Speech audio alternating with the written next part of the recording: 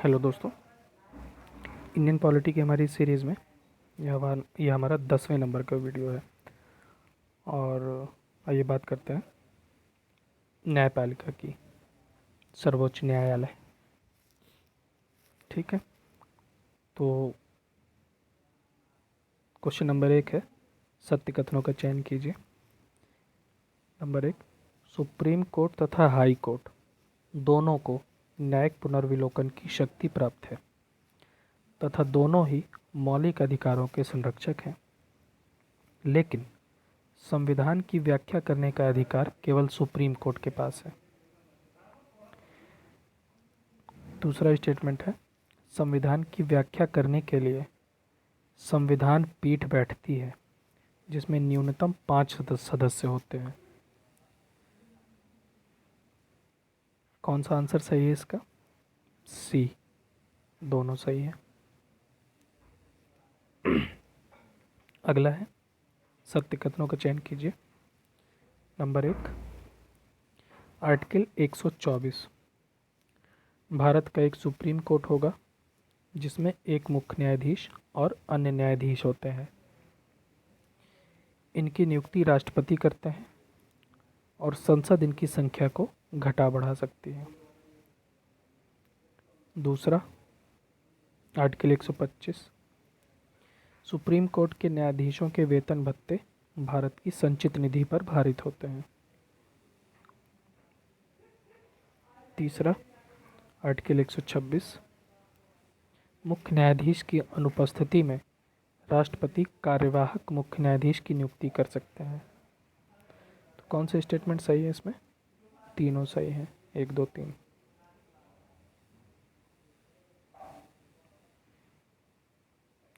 अगला है, supreme court के मुख्य न्यायाधीश के बारे में सत्य कथन का चयन कीजिए। नंबर 1, 124(6) के तहत राष्ट्रपति इसे संविधान की रक्षा की शपथ दिलाता है। दूसरा है, इसका कार्यकाल 65 वर्ष की आयु तक या 6 वर्ष का होता है। तो कौन सा ऑप्शन सही है इसमें? दोनों सही है। अगला है,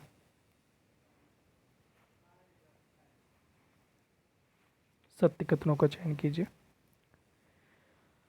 सुप्रीम कोर्ट के न्यायाधीश रिटायर होने के बाद किसी भी लाभ के पद पर नहीं रह सकते और ना ही वकालत कर सकते हैं। दूसरा, आयु संबंधी विवादों का निपटारा कौन करता है? राष्ट्रपति। तो इसमें कौन सा स्टेटमेंट, कौन सा क्वेश्चन सही है? आंसर दोनों सही है। अगला क्वेश्चन,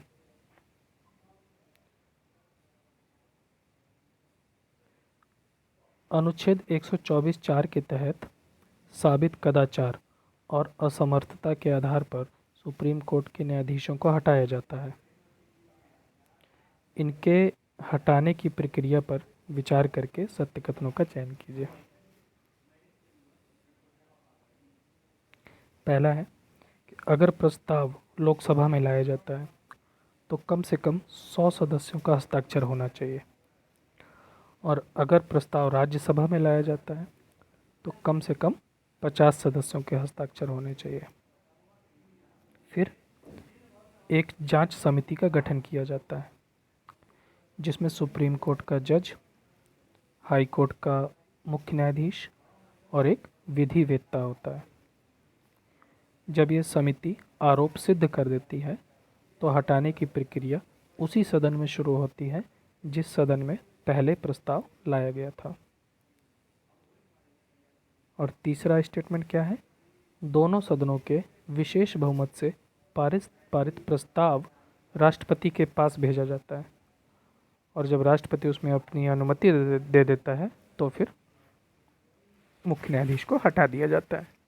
ये तीनों स्टेटमेंट में कौन कौन से सही हैं? तीनों सही हैं।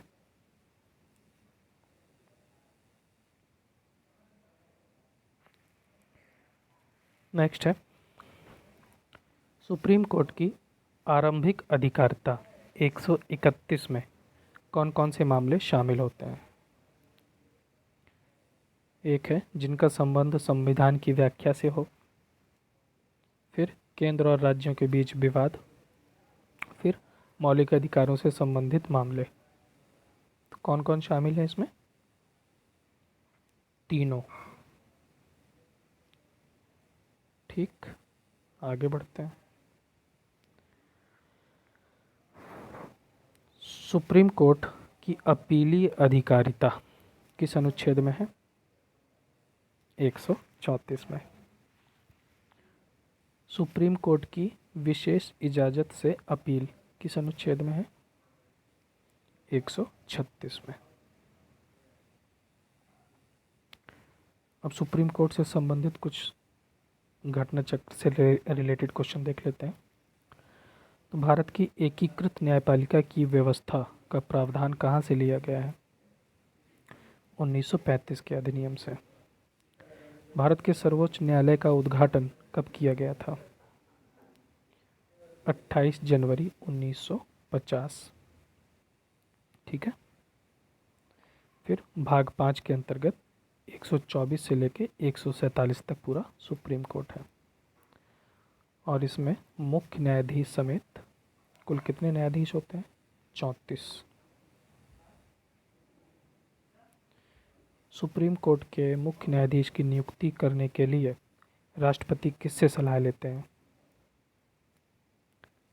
अन्य न्यायाधीशों से और हाई कोर्ट के न्यायाधीशों से। सुप्रीम कोर्ट के जो अन्य न्यायाधीश होते हैं वो, और हाई कोर्ट के न्यायाधीश। अन्य न्यायाधीशों की नियुक्ति करने के लिए राष्ट्रपति मुख्य न्यायाधीश से परामर्श लेते हैं। नोट: सुप्रीम कोर्ट अंतरशासकीय विवादों पर मूल और अनन्य अधिकार रखता है। सुप्रीम कोर्ट द्वारा अब तक गठित सबसे बड़ी खंडपीठ का क्रम क्या है? तो सबसे पहले नंबर पे है केशवानंद भारती केस और 1793। कितने जज शामिल थे इसमें? 13। दूसरे नंबर पे है गोलकनाथ बनाम पंजाब राज्य 1967। इसमें कितने जज थे? 11। मूल अधिकार व्यक्ति को जैसा उसे सबसे अच्छा लगे उसी तरह अपनी ज़िंदगी की रूपरेखा तैयार करने के लिए सक्षम बनाते हैं। सुप्रीम कोर्ट ने ये किस केस में कहा था? गोलकनाथ बनाम पंजाब राज्य 1967। कुछ वाद हैं वो देखते हैं किससे संबंधित हैं। इंदिरा साहनीवाद अन्य पिछड़ा वर्ग के लिए। विशाखावाद अपने कार्यस्थल में यौन उत्पीड़न से कामकाजी महिलाओं को संरक्षण। मेनका गांधीवाद आर्टिकल 14, 19 और 21 परस्पर अपवर्जी नहीं है। बेला बनर्जी वाद भूमि विकास नियोजन अधिनियम 1948। कौन सा अनुच्छेद संवैधानिक विवाद में सुप्रीम कोर्ट के अपीलीय क्षेत्राधिकार से संबंधित है? 134 ए को मिलाकर 132 को पढ़ना। सुधारात्मक याचिका सुप्रीम कोर्ट में किस अनुच्छेद के तहत दाखिल की जाती है? 142।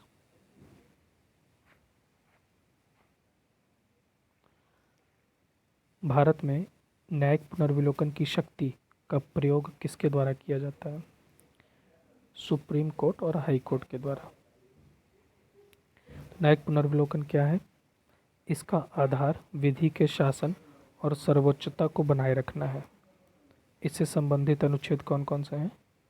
13, 32, 131, 136, 131 से लेकर 136 तक, 41, 141, 143, 226, 227, 245, 246, 372। एक बार देख लेना इनको बस।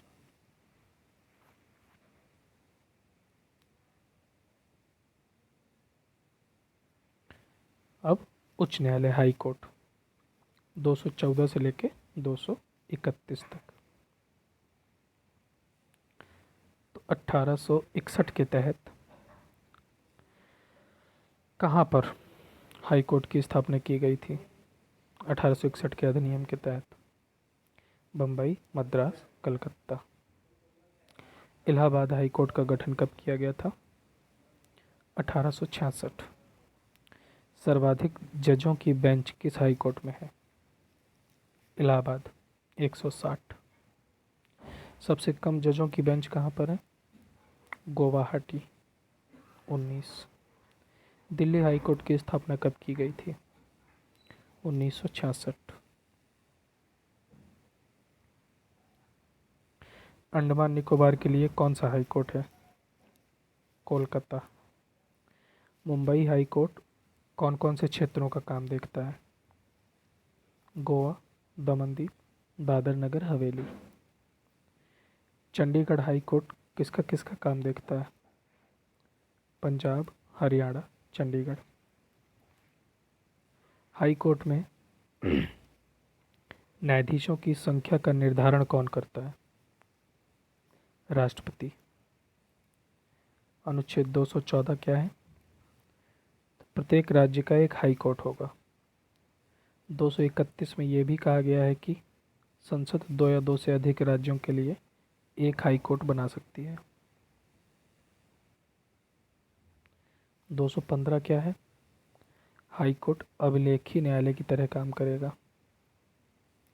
216 मुख्य न्यायाधीश की नियुक्ति करते समय राष्ट्रपति सुप्रीम कोर्ट के मुख्य न्यायाधीश तथा संबंधित राज्य के राज्यपाल से परामर्श करता है। साथ ही अन्य न्यायाधीशों की नियुक्ति करते समय हाई कोर्ट के मुख्य न्यायाधीश से परामर्श करता है। 222 क्या है? न्यायाधीशों का स्थानांतरण। 223 कार्यवाहक मुख्य न्यायाधीश की नियुक्ति कौन करता है? हाई कोर्ट में राष्ट्रपति। 224 क्या है? कार्यभार बढ़ जाने पर राष्ट्रपति 2 वर्षों के लिए किसी न्यायाधीश को नियुक्त कर सकते हैं। हाई कोर्ट के न्यायाधीशों की योग्यता क्या है? भारत का नागरिक हो और 62 वर्ष की उम्र से कम हो। 10 वर्ष तक जज रहा हो और 10 वर्ष तक वकालत की हो। राष्ट्रपति की नज़र में विधिवेत्ता हो। आर्टिकल 219 क्या है? राज्यपाल न्यायाधीशों को शपथ दिलाता है। हाई कोर्ट की प्रशासनिक अधिकारिता का उल्लेख किस अनुच्छेद में है? 227। अधिकार परीक्षा को वारंटो मतलब आपका अधिकार क्या है? जब कोई व्यक्ति किसी सार्वजनिक पद पर बिना किसी अधिकार के बैठ जाता है तब ये रिट जारी की जाती है।